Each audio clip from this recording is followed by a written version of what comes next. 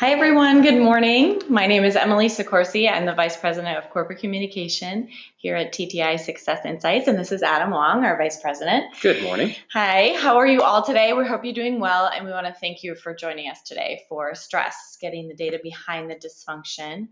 Welcome.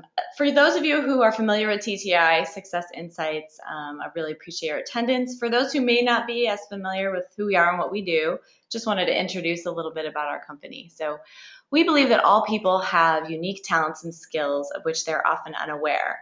So we exist to reveal and harness those talents using something that we call the science of self. So for over 30 years, we've been researching human behavior, motivators, skills, acumen, EQ, and now stress in order to help reveal and understand those talents and skills. And a network of over 7,000 distributors worldwide use our tools in their businesses to hire, retain, develop the best talent in the world. And they use those tools to help increase performance, profits, and productivity in organizations the world over. So it's a little bit about us and how we came to do our research here on stress and produce the stress quotient assessment, which you've probably read about off of the website. So enough about us. Today we're going to talk about the topic at hand, which is stress, and a couple of housekeeping items before we get started. We are going to be live tweeting this webinar, and the hashtag for that is Measure Your Stress. So it's hashtag Measure Your Stress if you'd like to follow that and see the notes that we kind of take live based on our webinar. We also have questions that we'll be taking towards the end of our session. And this is going to be a very interactive session, so we'll have several polls that we're going to be asking you about your experiences with stress. So while you're more than welcome to do whatever you need to do, probably pop back in when I say, hey, here's a poll, and let us know your opinion on things. So I know that some people may be having trouble, looks like, with some of the video streaming, so we will switch over to slides in just a minute, but we wanted to say a quick hello before we started our slides, and then we can do questions with the live video a little bit later. All right, great. So we're ready to dive into the slides. So we're going to jump off camera now, and so you can just focus on the slides and go ahead and get rolling. All right, great. So 7 things you'll discover about stress by using stress quotient. It's a great diagnostic tool that you're going to learn a little bit about today. We really want to highlight those 7 different factors of stress that we've done a lot of research on and introduce those to you. So first of all, poll question. So we're going to go ahead and launch our poll.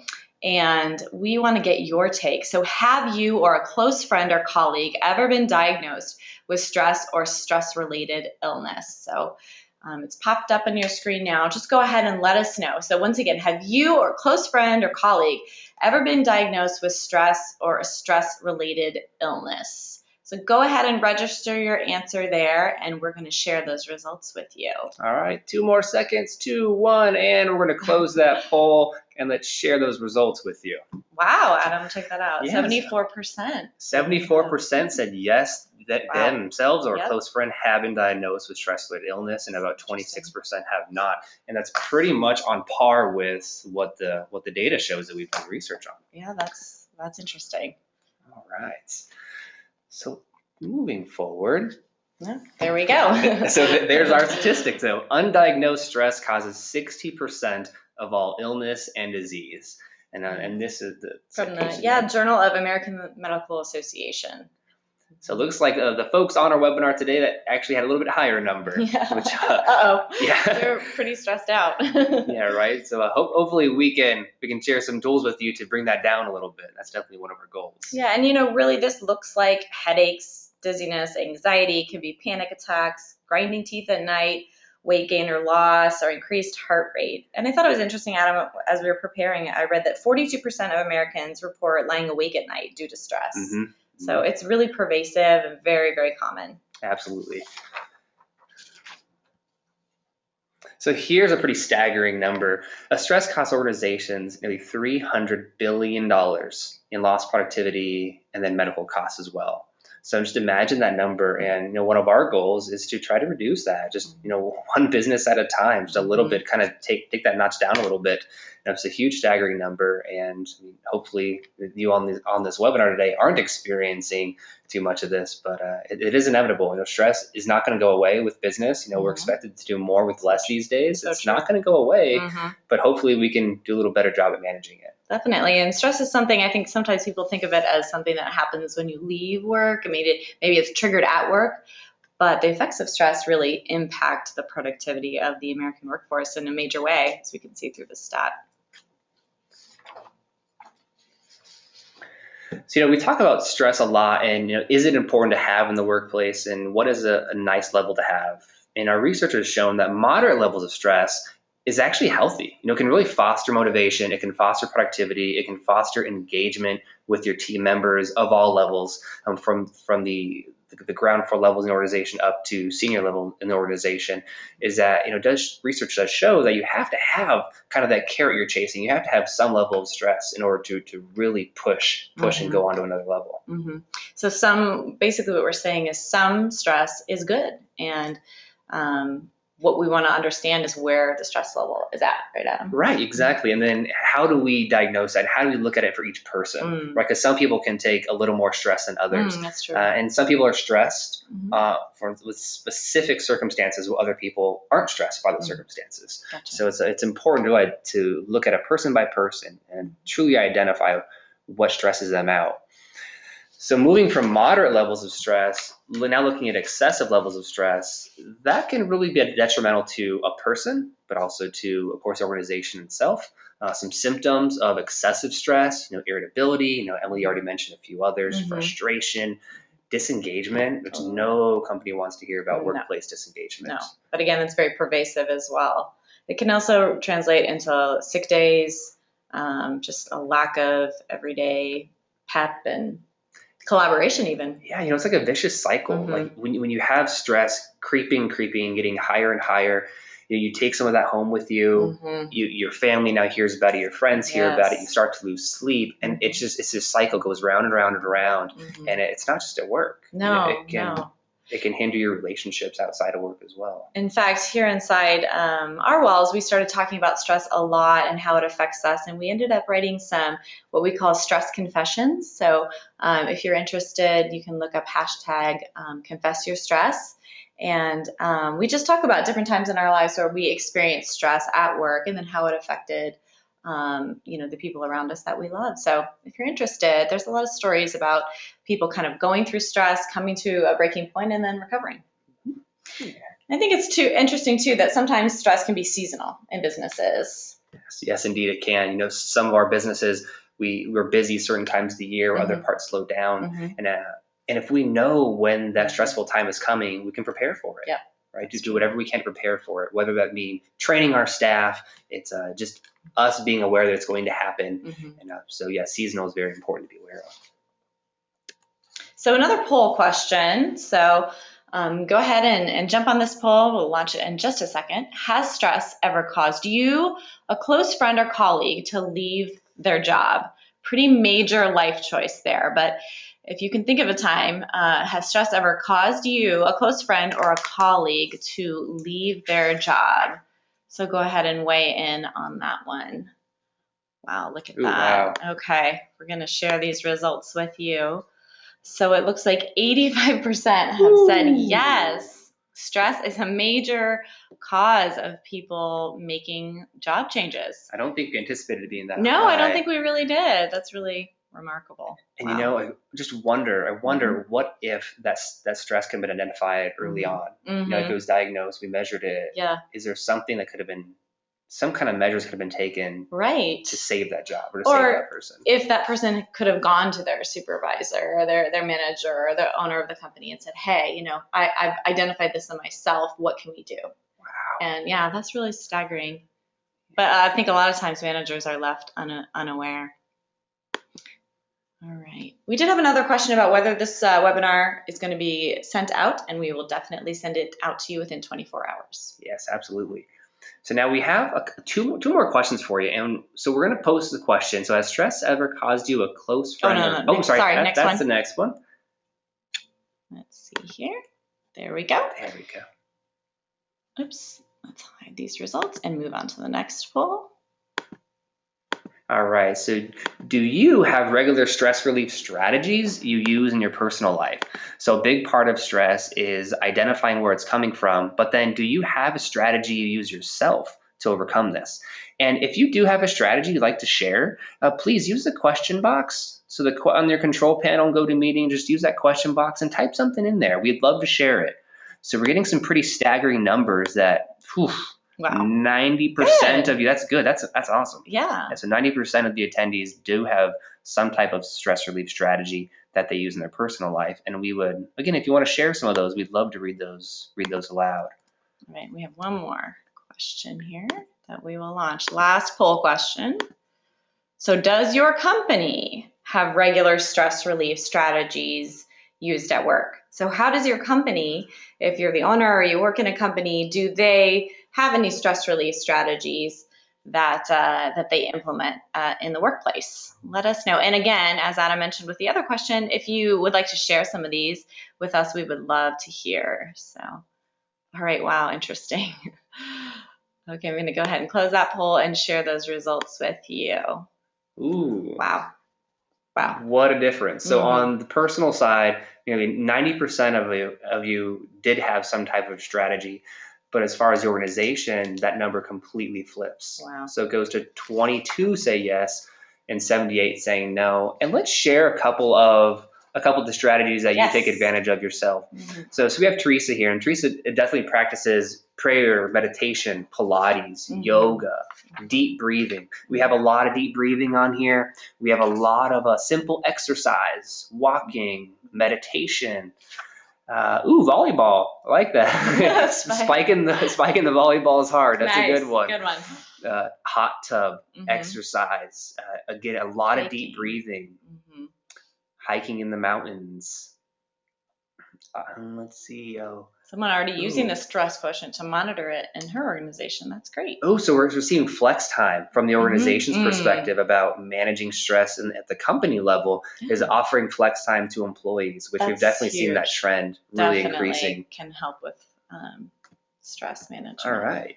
Wonderful. Thank you everyone for sharing and for responding to those polls. So here are a couple more staggering statistics, and then we're going to dive into the 7 categories. So more than 1/3 of American workers, so out of 1 in 3 of us, are reporting experiencing chronic stress from work.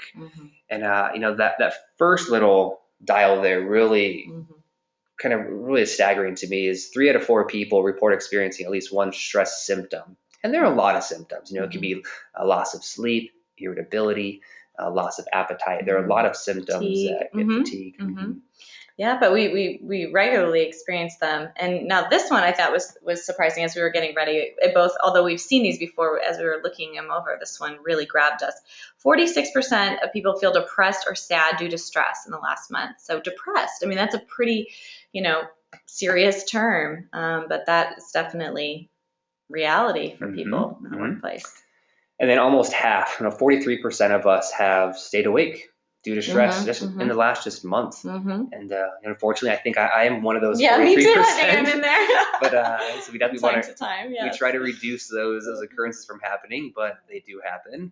Yes, and then it looks like stress is on the rise. So 26% say stress has increased in the past year. Although that's a lower number, so I'm a little bit encouraged by that. And these all come from the American Psychological Association. They do a regular Stress in America, Stress in the Workforce report every year since 2007. And just the fact that they're monitoring that, it just tells us the rise of it's almost an epidemic in our country and really the world over is the rise of stress and our awareness of it and the toll that it's taking. The Centers for Disease Control also monitor stress levels annually. So this is important stuff. I also read 2013 in the USA Today, millennials, 76% say they stress at work is their top stressor when they experience stress. So this goes across generations. So you may have seen, a quote like this before, but if you don't measure it, you can't improve it. So we're not talking about financials today. We're talking about stress. if we don't truly measure our stress and have some kind of diagnostic tool, how are we going to work on it? How are we going to get better? How are we going to improve it? Or what our goal is to reduce that stress, to be aware of it and then reduce it. So we have created a diagnostic tool to identify the root causes of stress inside of your company. And we have both an individual stress diagnostic, the work stress quotient. We can generate that for an individual or for a group. And both can be very instructive and interesting. So you can reveal the stressors that are happening, whether that group is a department or an entire organization, through the group report or as an individual, just to get a sense of where your stressors are coming from. Yeah. We spent the last 2 years developing this assessment. Yeah. All right. So now we're going to focus on 7 critical areas. And these areas that we've done research and also the Whitehall study. So the Whitehall studies are many research studies on stress. Mm-hmm. And that's kind of the foundation of ours. And then, so we have these 7 critical areas, and then we even have subcategories, but that's just too much for today. Mm-hmm. So we're really going to focus on the high level, the 7 core categories. And as we go through these, we want you to maybe stop and reflect and see if these are present in your workplace and see if you can identify any instances where these are present. Yeah, so starting with the first one, demand. Mm-hmm. And we have to kind of simplify these definitions, just being challenged at work. So for demand, think of what does your workload look like at work, and how stressed are you? If you had to assign a value on a scale of 1 to 10 Mm-hmm. in terms of just the pure demand that you have on yourself and the organization has on you, and when it comes to having too much work or having too little work. A way to think about this is maybe how much work do you take home on a regular basis or feel that you should take home on a regular basis? If it's consistently taking a lot of work home, that demand is going to probably be higher. Mm-hmm. Or if you get into a job and it's not as you're anticipating and other tasks that you don't feel quite suited for. Yeah, have you ever been hired for a role and that role has changed drastically? So maybe you were well suited for the role initially and you were a perfect fit, but as those roles change, as organizations evolve, it can put more demand on a person, which can then lead to stress.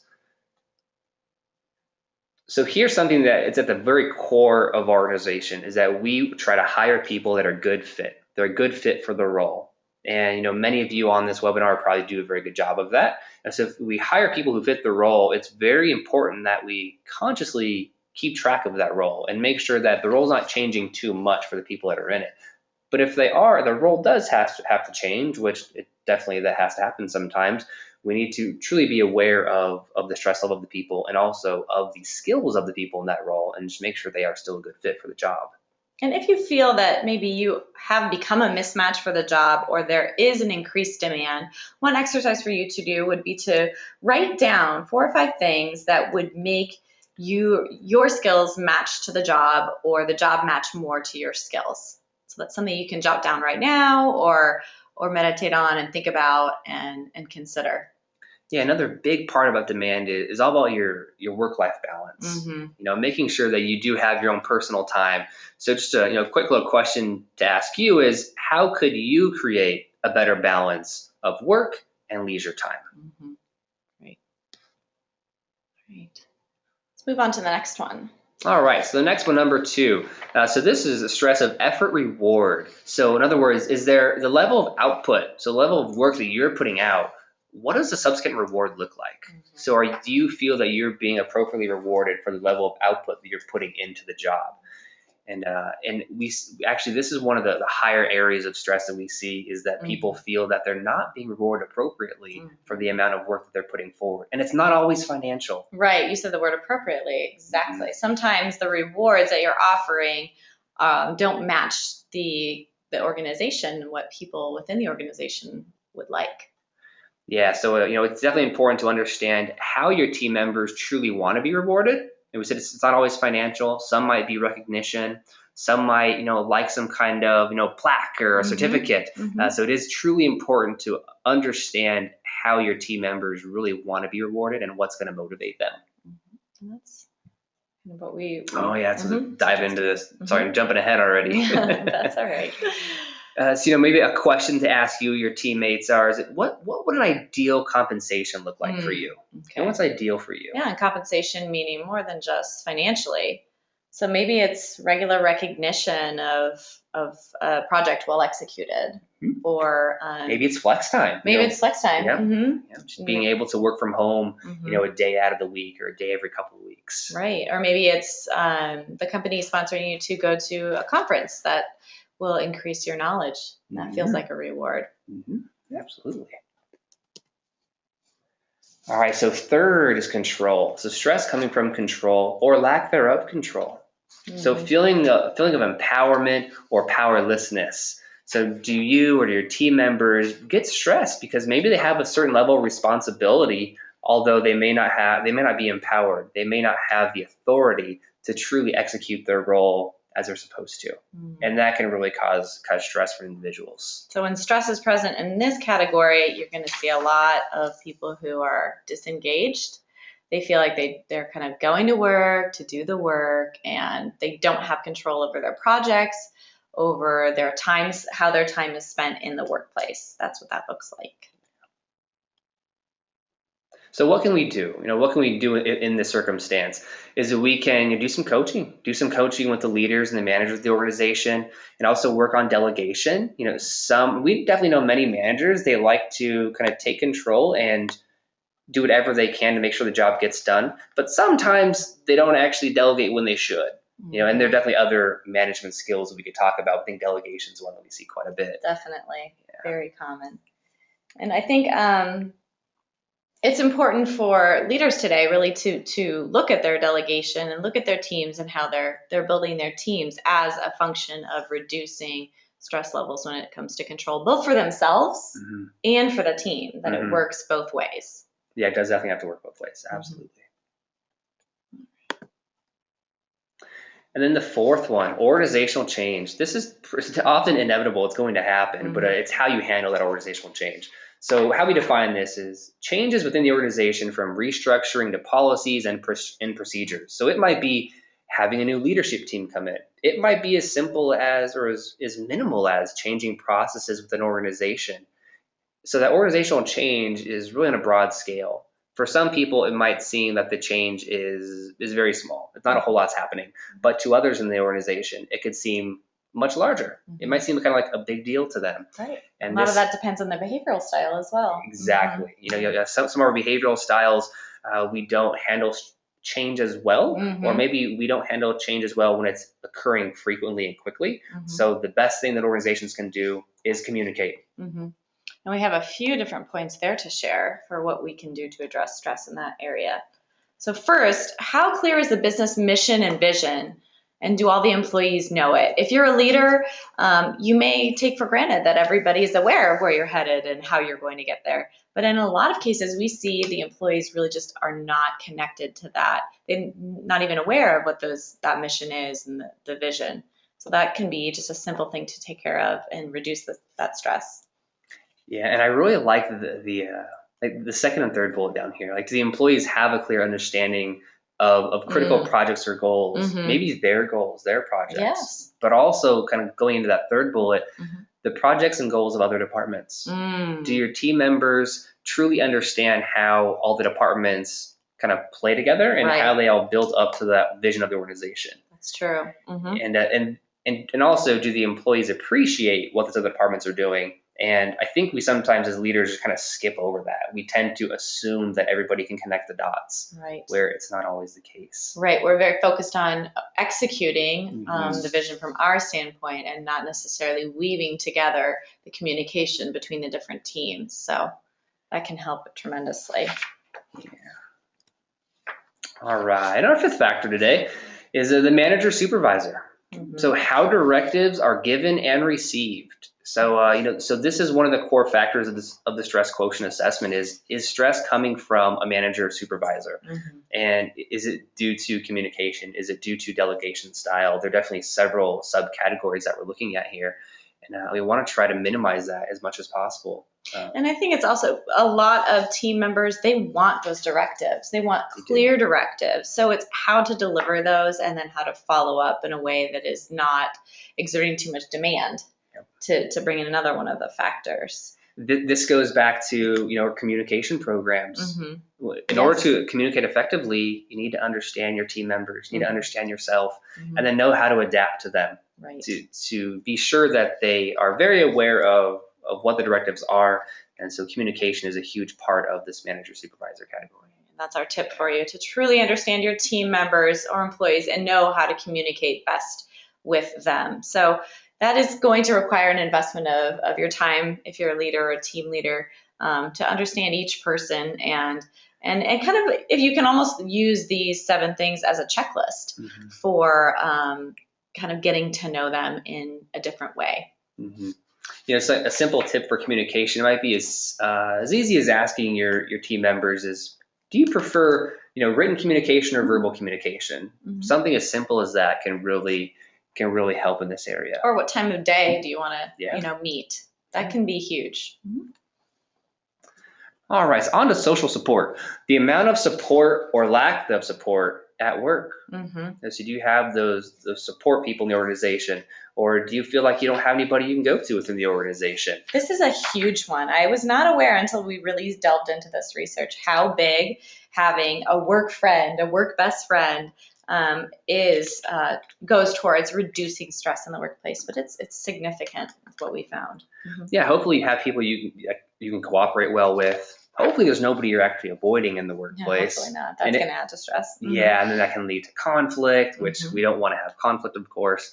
So see what we can do to resolve any kind of conflict. Oh, we go too far. There we go. So some areas that can help with social support is conflict resolution. We want to try to avoid team members trying to avoid other team members. We don't want that to happen by any means. So this goes back to conflict resolution and communication training once again. All right, and number 7. All right, so number 7, job security. So how confident or unconfident do you feel in the stability of your role?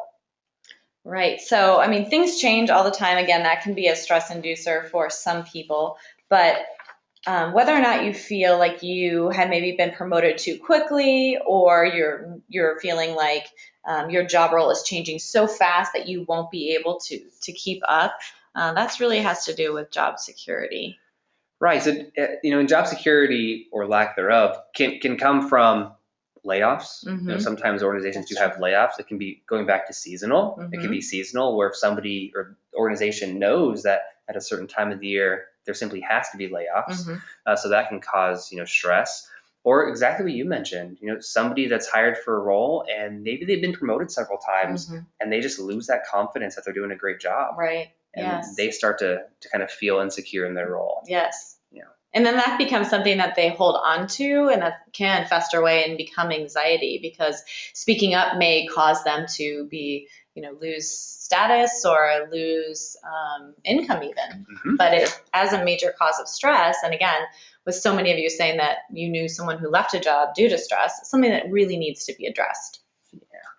So our tips on that are developing career plans that can assist with that job security, and having open discussions too with your leadership about your role and where you're headed and where you'd like to go in the future of the company as well. How about an org chart? Yeah. I think we laugh about that. We know many, especially small businesses, they don't create org charts. No. And it's helpful. It's nice for the team members to know what lies ahead in the future, potentially what additional roles they can move into, or even how their role is going to grow. Maybe there isn't the opportunity to have a new role, but how is their role going to advance? I think looking at an org chart and reviewing it with a new employee or an old employee really brings about lots of discussions about the types of projects different teams work on, and can help weave together, as we were talking earlier, the whole big picture of what you're all working toward. So. All right, at this point, we are going to invite your questions. So go ahead, if you have a question about anything that we presented, go ahead and type it into the question field. And we're offering everybody on the webinar today an opportunity to take a stress quotient assessment and to understand your level of stress. So all you need to do is type in this address, this bit.ly address, into your web browser, and this will be live through the end of the month. And you'll fill out a quick form, you'll be directed into the assessment, and then we'll contact you to have a complimentary debrief of your stress quotient. So you won't receive your report right away, but we'll contact you and schedule a time where we can just quickly review the results with you, so you can have a better look at, a more accurate look at how stressed you are at work. Yeah, and then find out what categories you have that stress in. And the assessment only takes less than 10 minutes, so It won't take you a whole lot of time. And then, as Emily mentioned, we'll contact you to have a little review of this and show you the report. And then just kind of a recap that, we have the organizational tool, so we can assess people within teams or the entire organization or group. So we'd love for you to at least sample it, give it a try. All right. And if you haven't already, I think most people probably have visited our measureyourstress.com website. It's there to provide information to you about stress, about these seven these seven factors, all the way from demand through to job security, and explain each one, and then kind of walk you through the signs and symptoms of stress as well. There's also a short video there that shows you how our stress quotient is put to work and has been put to work inside of organizations, just to give you some insight into how it can work. But really our goal today is just to raise awareness and bring stress out of the darkness. As I mentioned earlier, a lot of people feel like stress is something that happens, maybe it's triggered at work, but then it's just something that happens in your personal life. But that is not true.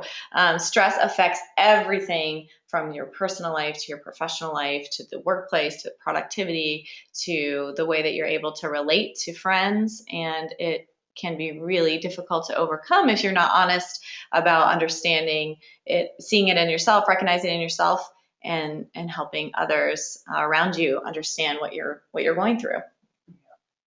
Yeah. We do offer a variety of supportive materials too on that site for you to use and to learn more about stress. So, Adam, what would be a good tip for our audience to sort of start the process, maybe discussing stress if they have to build kind of consensus for addressing stress? That might be taboo to some organizations. But so what would be some kind of good discussion points for someone to maybe take to a leader or manager and say? I think a great thing to do is start with an objective tool, kind of like this. And I think it's always helpful when you're willing to share your results or share your feedback on an assessment. So I definitely know that we recommend that if it's a higher level person organization that's going to sample something like this, as we're offering the free assessment, and then share it with your team members, because then it shows there's some transparency there, that they're not just trying to gather data on the team members, but rather they want to share it from the very top because they care about their people. So if you truly care about your people and you can show that you care about your people, then it should be well received. And then how quickly can stress be reduced if an organization finds out that a lot of their organization is dealing with a high level of stress and not that moderate or minimal level? How quickly could they see results once they kind of got to the bottom of it? Sometimes you can see it very quickly, but sometimes it will take a little bit longer. It really depends on what kind of stress there is. So where is the stress coming from? So for example, if stress is coming from organizational change, maybe it's truly coming from lack of communication from management. So if management is aware of that and then can do a better job of communicating to the organization, it's very possible that stress can be reduced instantly, almost instantly. Wow. But then there are some other factors that we look at that can take much longer. That can take a little bit longer. It's case by person, but also by the type of stress and where it's coming from. I think just an acknowledgement from the top that there is stress can go a long way towards reducing that stress. And I think, like you mentioned, that openness and that creating an environment where it's recognized can almost have the most immediate effect, and the other details can almost come later. The supportive, whether you're doing communication training or you're trying to understand everyone's behavioral style, those things can kind of come after that first kind of pronouncement of, hey, this is real, it's happening here, and we're going to get to the bottom of it. Yep, exactly. All right, we do have some questions coming in. Let's see. So somebody is asking if we've kind of paired stress with anything else that we provide, and stress is closely grouped with EQ. It is. Mhm. It is. We feel that the higher your EQ is, or maybe if you do a little bit better job of managing your emotional quotient, as we call it, then stress may come a little easier for you. Maybe able to manage that stress a little bit better. Okay. So we do often pair EQ with the stress quotient report. Okay. Yeah, that makes sense. Yeah, but we always got to start with finding out where is it coming from, where is it coming from, and then go from there. Do you see any trends just with the launch of the assessment and the use with one stress index being higher or one stress index kind of popping up more often? What's the most common Not index? necessarily that. However, we have seen that there are patterns within organizations. Oh, okay. So some organizations, they may have significant high levels of stress coming from a specific category, such as manager or organizational change. So those types of patterns we have been seeing within specific organizations. But as a whole, no, they're all different. They're all kind of jumping around. Very interesting. We do have another question that just came in. Is there ever a good stress level? There is definitely a good stress level. So we do believe that, a low to moderate level of stress within the workplace is good. It's healthy. It's going to keep you engaged. It's going to push you along. Imagine if you had to work on a project that didn't have a deadline. How productive would you be? How much more quickly could you get it done? Right. And how much better would it be if you did have some sort of deadline? Yes. And that deadline will probably cause a little bit of stress. Yeah.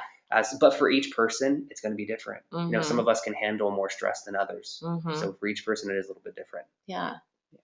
What about in an organization? We asked earlier, and there was a staggering kind of result that only 22% of the people on our webinar today said that their workplace had stress relieving strategies in place. So what are some examples of these kind of strategies that companies could bring to the table? We can start small. We can start simple, and it might just be starting with empowering your employees to get up and take a walk. Take a 10-15 minute break. That's so true. Yeah. It's very possible that the team isn't aware that they're allowed to do that, or maybe they do it but haven't really thought about it. And giving some of that education that we have cortisol going through our bodies, going back to emotional intelligence a little bit, that you want to reduce that stress, reduce those negative emotions. And it might be as simple as going on a walk, maybe listening to a song that you enjoy, calling a friend or a family member just for a couple of minutes. So those are some simple little things that you can do as an individual, but they can share with the organization. I love the flex work schedule, if at all possible. Maybe you let somebody work from home one day every couple of weeks, or maybe you allow them to leave early a day out of the month, just a couple of hours. That kind of stuff goes a long ways. And I think also just from an organizational standpoint, sometimes whether you set aside a special time for the team to get together and just socialize and kind of, usher that in under your leadership and let the team have time to build those social connections can be probably pretty good as well. I know that some places have massage days and they have, physical therapists come in, and those things obviously are going to help reduce stress as well. All right. Well, we are running up to our time, so let's see if we have any more additional questions, and then we'll let you out of school a little early here. All right. So somebody's asking for that website again, and I will click back. There we go. So go ahead and type that in if you'd like to experience the stress quotient. We do have one more question. What about when stress comes from outside sources, and how often does that happen? Oh, it definitely can happen. It definitely can happen. And so these our diagnostic tool here, it does highlight the workforce. So it's highlighting work. However, we're also looking at other outliers, so things that occur outside of work. We don't dive too much into it, but we do address that. Oh, absolutely. Stress can come from outside of work, and then it's brought into work. And how does that foster within the work environment? So absolutely, stress can definitely start outside of work and then foster its way in. Okay, interesting. All right, so once again, you'll have the opportunity to experience the assessment through the end of the month and learn a little bit more about your stress level. We are on a quest here to end stress, or at least bring it out into the open and discuss it openly and become more aware of it. So again, if you didn't hear before, we will be sending out the recording of this webinar as well as the slides. And we also have the Measure Your Stress hashtag for sort of you could just search that hashtag to see all of our live tweets, which is almost like note-taking. So take advantage of that if you're on Twitter, as well as the measureyourstress.com website. And feel free to share that throughout your organization with friends, family, to learn and educate yourself a little bit more about stress. And the ebook. Yes, the ebook's a great little resource. Feel free to download it and share it as much as you wish. That's true. That's true. Well, again, thank you so much for joining us today, and thank you for being so participative and taking those polls. We really got some interesting insights. I know that we'll be discussing the rest of the day. And without further ado, thank you so much, and we look forward to talking to you again, and hope you join in our next webinar. Just keep coming back to our website to find out when we'll be talking next. Great. All right. Take care, everybody.